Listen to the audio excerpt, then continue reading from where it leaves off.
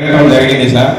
అక్కడ ప్రధానమైన సమస్య మాకు ఏముందంటే ప్రత్యేక ఒక కోతులు కుక్కల సమస్య అయితే బాగా మాకు ఎదురైంది సార్.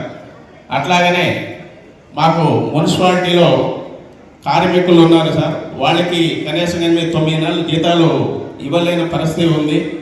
మేము వచ్చి ఒక 2 నెలల కాలంలో వాళ్ళకి నచ్చజెప్పుకుంటూ వచ్చినాము.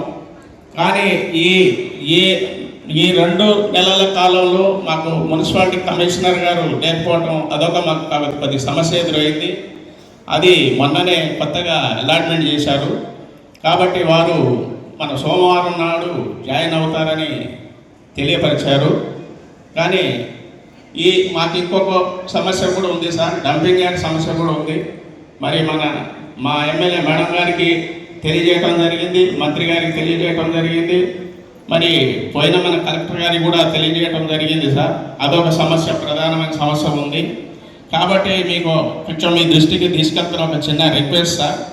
ఎందుకంటే కొంచెం ఏమైనా మన స్పెషల్ ఫండ్ కానీ ఇట్లాంటి ఒక చిన్న ఏమైనా సమకూర్చే పాలసీగా ఏమైనా ఉంటే కొంచెం రిక్వెస్ట్ చేస్తున్నాం. అట్లాంటివి ఏమైనా ఉంటే చేయగలరని మేము మీకు ప్రత్యేక ధన్యవాదాలు కోరుతూ తెలియజేస్తున్నాం సార్.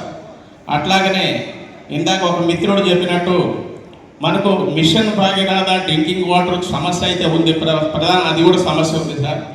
ఎందుకంటే ఆ మిషన్ భాగీరథ వాడికి ఫోన్ చేస్తే రెస్పాండ్ అవ్వట్లేదు, అన్నీ ఎక్కడ పడితే అక్కడ లీకేజీలు ఉన్న మాత్రం చాలా ఒక సమస్యగా మా దాంట్లో ఉంది సార్ అది.